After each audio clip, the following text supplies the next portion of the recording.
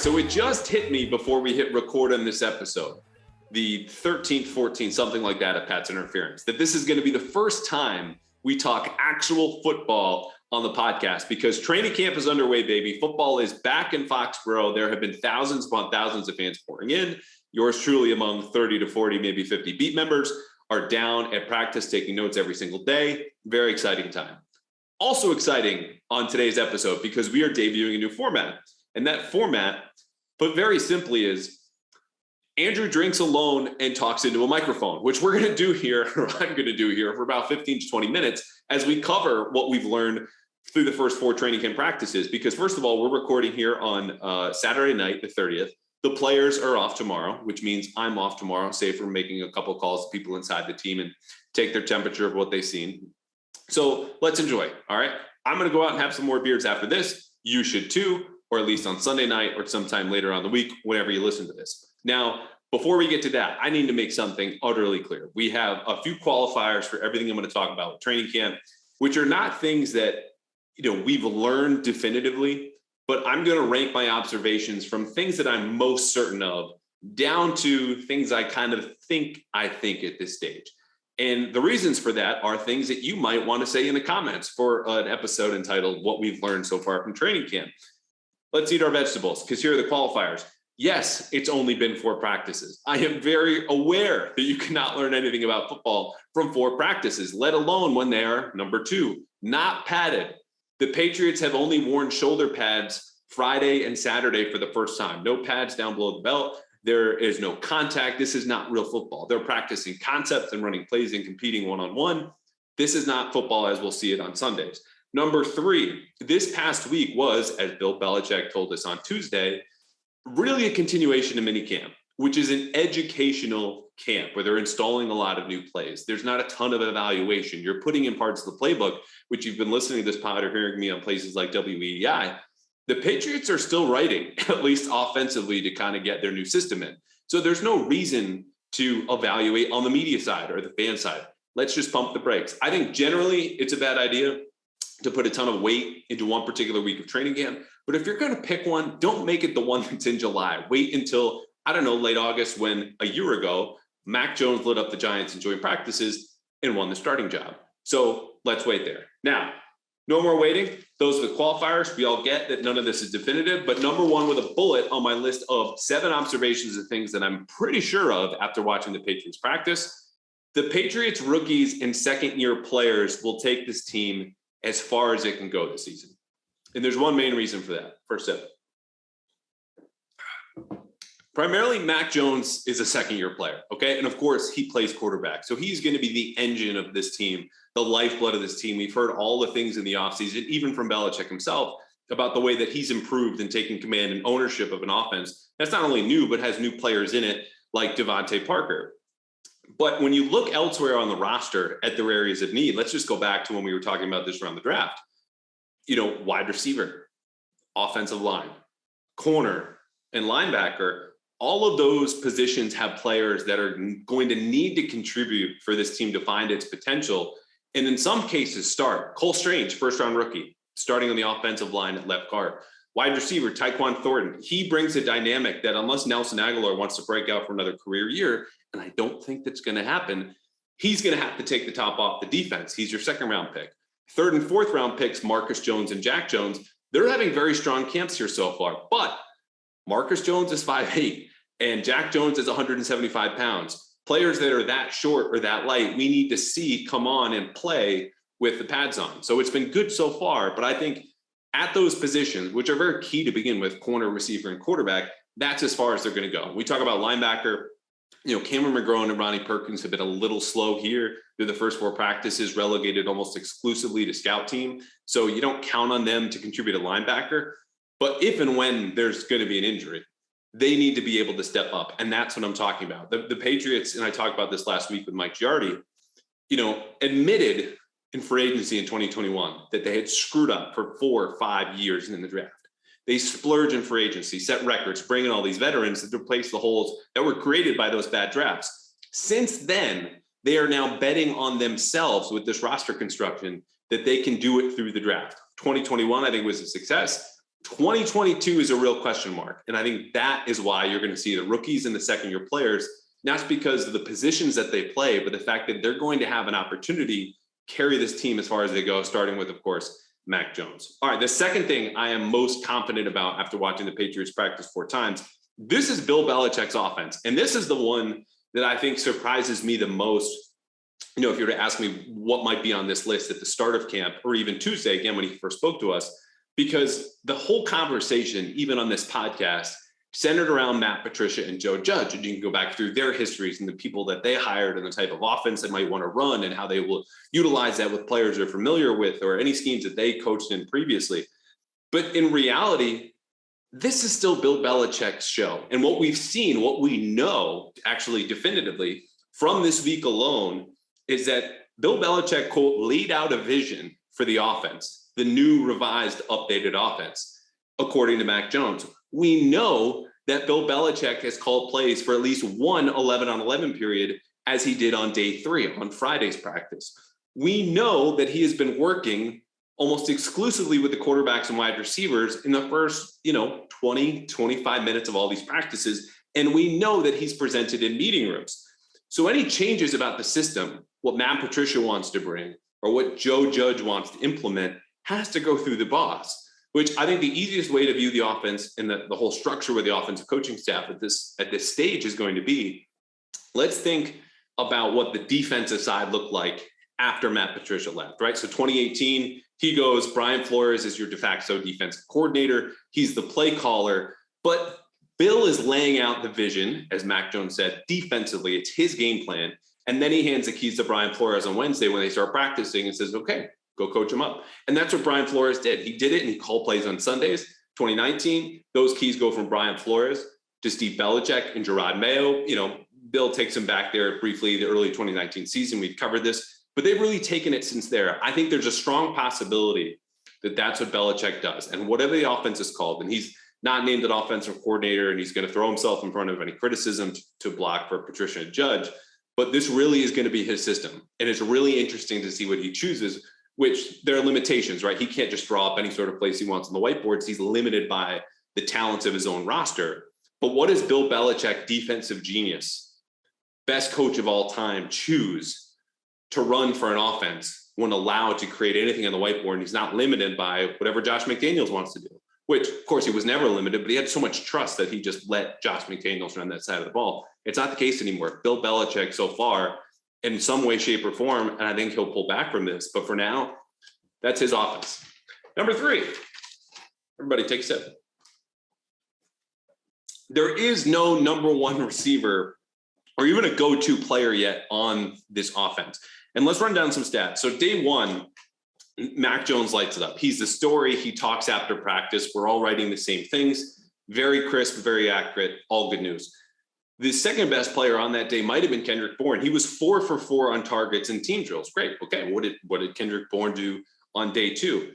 He caught 1 pass, and he had 2 targets. Okay, well, what else happened on day 2? Tyquan Thornton, who we just talked about, second-round rookie, taking the top off the defense. On day 2, he caught all 4 of his passes. He did what Bourne did, 4 of 4 on targets in team drills. What has Tyquan Thornton done since? Well, I'll tell you, in team drills, he's had 1 catch. 1 combined catch over Friday and Saturday. On Friday, what else happened? We're writing the Jonnu Smith revival story. He's back. He might live up to the contract. He's worked harder in the offseason. He's not thinking about the contract, but of course he's a little bit because that's all that's in his DMs and his mentions. So he goes 3 for 4. He has the play of the day, this big, spinning catch over Kyle Duggar, just dunks all over poor Kyle Duggar. Today, Saturday, day 4, Jonnu Smith has 1 catch and 4 targets. And a lot of bad luck was baked into that. Mac Jones overthrowing him. There's a pass breakup. There's whatever's going on. But you get the point. It's a different guy every single day. And again, you could chalk that up to randomness. It's only been 4 practices. But Devontae Parker is the only player here where you look and go, he has experience being a number 1. And he's a guy who today, most of his catches came on scramble drills. So he's not getting open initially, even though he had 3 catches on team leading 5 targets in today's practice. It's just not happening. So as far as we know, Mac does not have appreciably better chemistry with any receiver or pass catcher for that matter, not even next door neighbor Hunter Henry, who had a drop today, 2 of 3. And the Patriots are just banking on their depth. This is true for the entire roster, again, from conversations that I've had where they kind of see football as a weak link system. Again, you kind of, role reversal here, right? What is Bill Belichick going to build for an offense? Probably the things that gave him the most trouble. Well, when they're game planning for another team, you try to find the weak link in the opposing offense or defense, and you just relentlessly attack that weak link. Their position is, if we have as few weak links as possible, we spread out our resources and our talent across the roster, it'll be more difficult to attack us in that way. Now, I think that's a way to raise your floor, of course, as a team, as an offense, as a defense, but it probably lowers your ceiling, which is why the Patriots are being pegged as kind of a 500 fringe playoff team. So agree or disagree with the approach.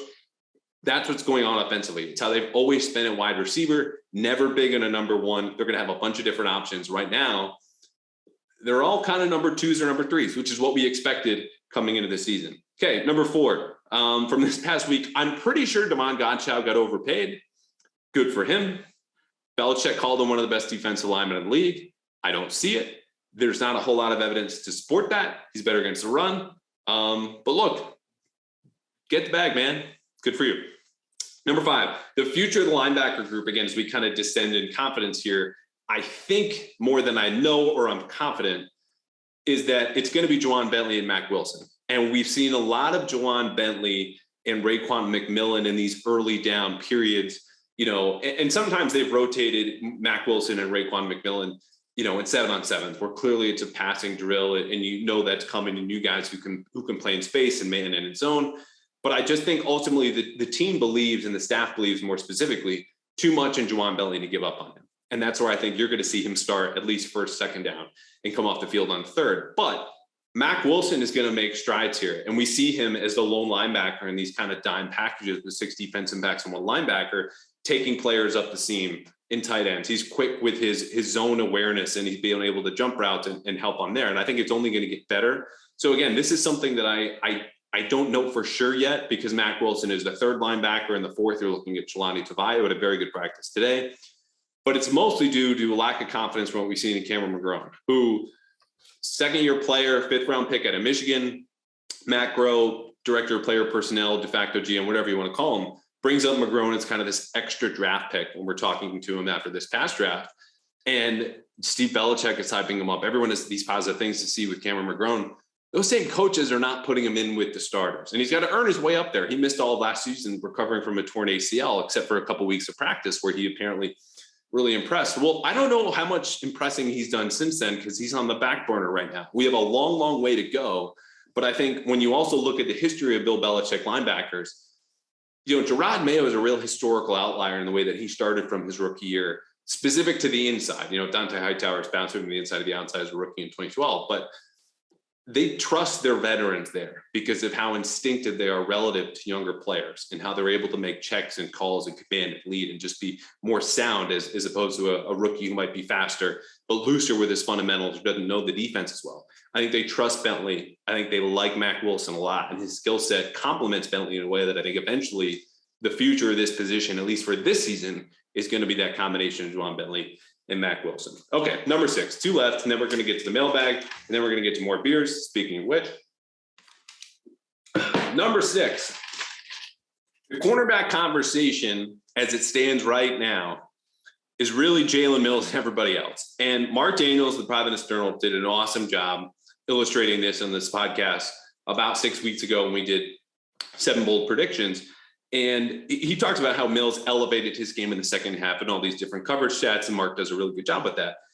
I would say Mills looks a lot like that player here so far. And you could even go back to the first half of the season in week 4 when they play the Bucs. And Belichick's game plan was, we're just going to play man the whole time. We're going to mix up our fronts and have different zone droppers in the middle so Brady doesn't know where they're going to come from. And we're not going to blitz him. But in the back end, we're going to be as predictable as possible because J.C. Jackson is shadowing Mike Evans. Jonathan Jones stayed with Antonio Brown, and Jalen Mills stuck to Chris Godwin. And of all those 3 matchups in that week 4 matchup against the Bucs, Jalen Mills did the best.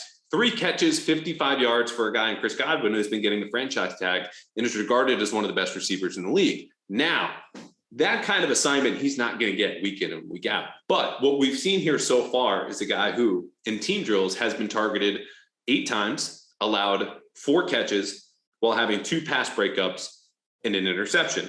So those numbers, kind of prorated over the course of an entire season or extrapolated or whatever, this is the beer kicking in, are going to be very good for the Patriots. He's a very solid number 2, and that's what they need because there's not a lot of certainty at that position. We talked about the rookies. They're going to carry them as far as they can go. Rookies are going to have the widest variance of a season or their performance week to week or over a few weeks of any other player on the roster. They're not known commodities yet. They can boom or they can bust. You're going to see that with a guy like Jack Jones or Marcus Jones. They need Mills to lock down one side of the field and just be able to figure it out on the opposite side. He's not going to lock it down in the sense of 3 catches and 55 yards, but he's been incredibly steady. He plays through the ball very well. He's very sound technically, and we've heard him talk in the past about the way the coaching staff has elevated his game, where the biggest hole was really just getting beat deep. And remember, this is something I confirmed talking with people in the front office last year. They did not expect, of course, to have Jalen Mills at corner all last year. It was tied to Stephon Gilmore's holdout, but he impressed them beyond they ever imagined. As the season went on, it felt very comfortable with Jalen Mills as the number 2. And he was really the glue of that secondary where you felt great about J.C. Jackson. You felt good about Jonathan Jones. You got the safeties and McCourty and Duggar and Phillips. He was the weak link. We just talked about the weak link system. If you're an opponent of the Patriots, you were going after Jalen Mills. As Mark illustrated, teams did that and they didn't have a lot of success. So now he needs to be the same spot where the pressure's on him, not because he's the weak link, but he's the stronger piece. And if he can't hold up, then everything's kind of lost. So from a performance standpoint, he's lived up to what they need him to be as the kind of rock of that secondary as they figure out everything else around it. And so far he is. Those are good numbers. He's played well against different types of receivers, from speed guys like Aguilar or Tyquan Thornton versus your bigger bodies like Devontae Parker. And the Patriots need that. They also need to figure out, is it going to be Terrence Mitchell, who started all 4 practices opposite Jalen Mills, or Jack Jones, or Malcolm Butler, who I almost had Malcolm Butler on this list. It's not time to worry just yet, but he looks 32, and he looks 32 after taking a year off from football so far. Number 7, this is a gut feeling because evaluating special teams. Look, if you have any tips, throw them my way. I think they're going to be better this year. And it's just based on the fact that Jake Bailey is too talented to have another season that he had last year. He's booming punts again in practice that are hanging upwards of 5 seconds, sometimes even longer.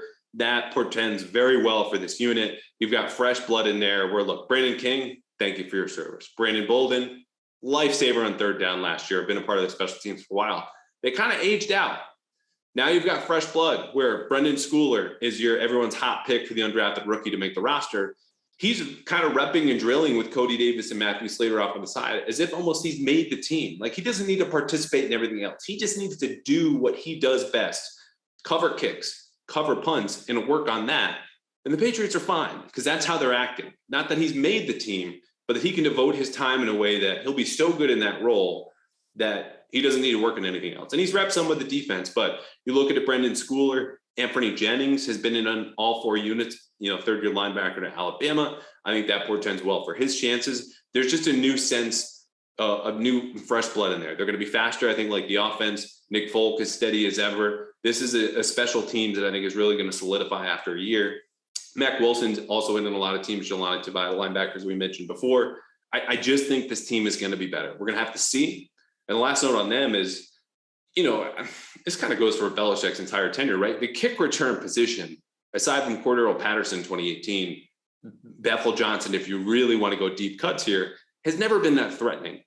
Marcus Jones, as one of the best all-time returners in college football history, his story could change all of that. We don't know. They don't know until the pads come on, but there are a lot of options back there that are trying between him, Tre Nixon, Kyle Duggar, that excite you because those are guys that in space you want to see with the ball in their hands. I think is another reason why you should be optimistic about the special teams, which, not for nothing, they allowed 3 block punts last year. I don't think there was another team in the NFL that allowed more than 1. So there's the starting point there, not to mention they went 0-for-3 in those games allowing block punts. So it just, in one sense, can't get much worse. And I think you're going to have the right guys bounce back at punter, and then your core guys are going to get refreshed and be much better. So, all right, those are 7 observations, most confident down to least. Let's get to your mailbag. Let's get to the bar. Colby on Twitter.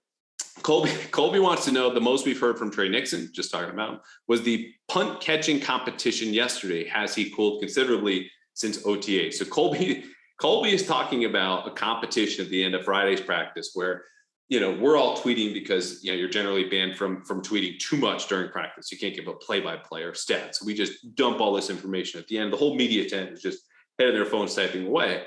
What happens in the field is Bill Belichick gets everyone together. He singles out Marcus Jones and Tre Nixon.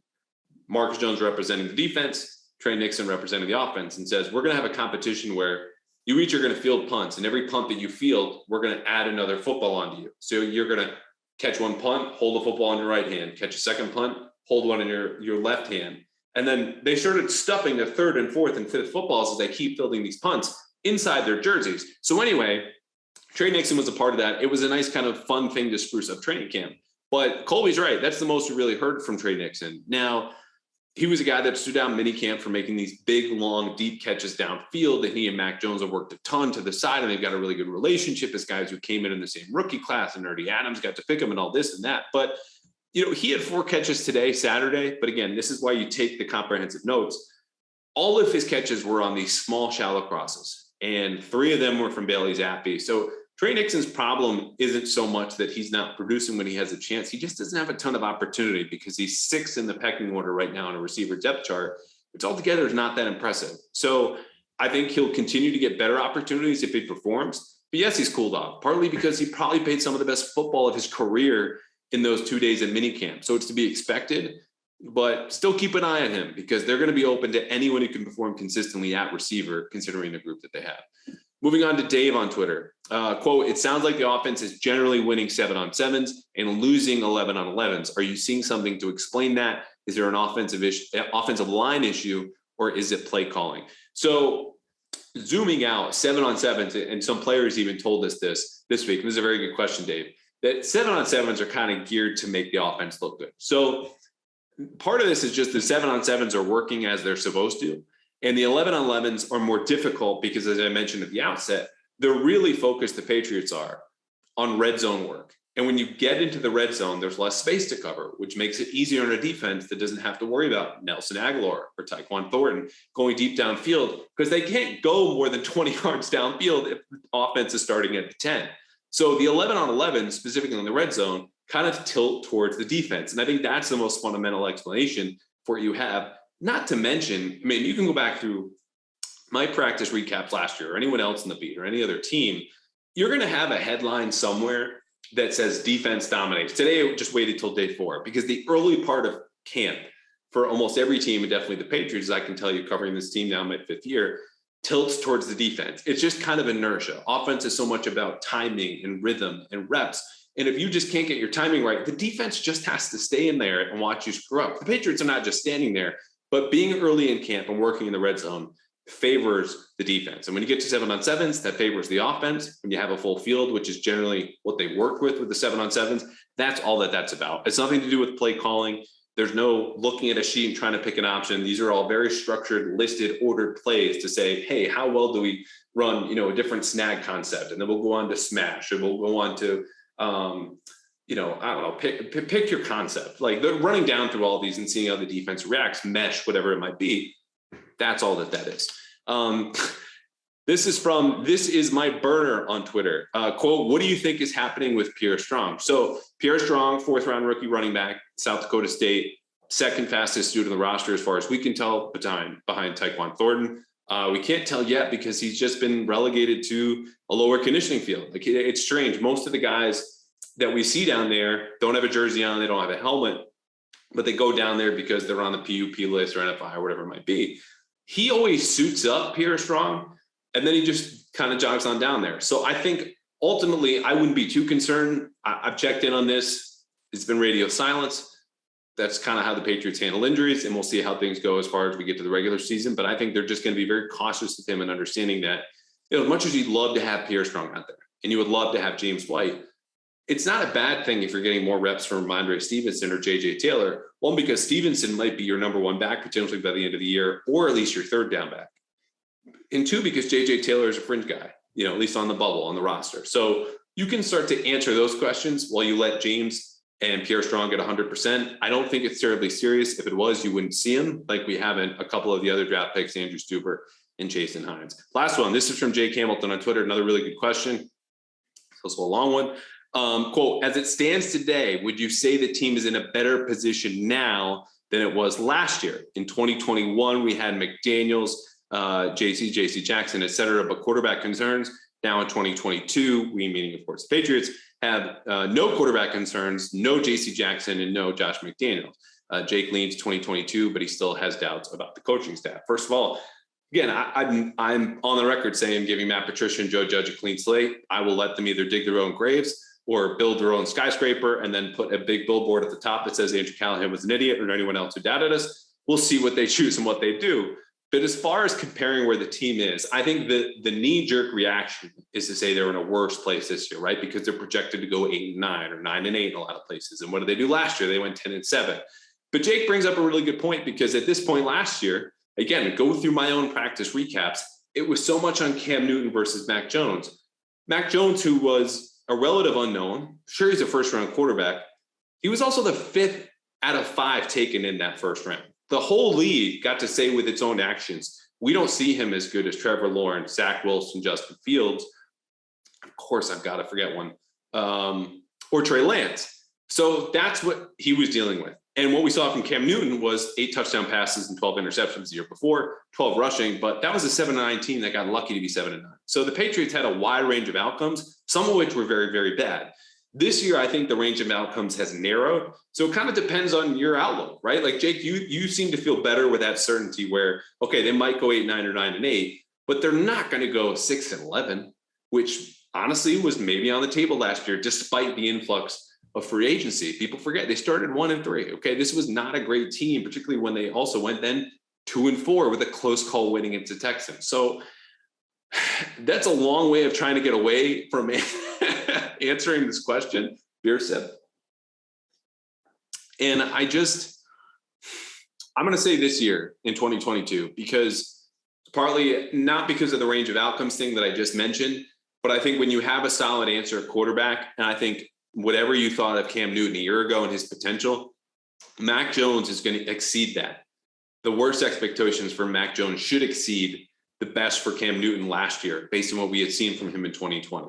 So there's not only certainty at quarterback, but the most important position on the roster is taken care of. There are ways to patch up corners. You know, plenty of the best defense in the league played zone. They have a great pass rush, really good coaching, and the Patriots need to work out what talent they have in the front seven. But those problems are easier to figure out than trying to patch one up at quarterback. And the Patriots don't have to do that. There is no question mark. There's no splitting reps. Mac Jones will be as good as he allows himself to be, and the Patriots allow themselves to be, because as much as we worry or are concerned or think this could go wrong with the offense and the system and who's calling plays and Joe Judge and Matt Patricia, blah, blah, blah, what Mac Jones does is exponentially more important than what either of those guys do on the sideline. It's going to be up to him in those 2-minute drills. He'll audible if he needs to. Like, this offense is going to be built around him, and the talent is better. I think we can all agree.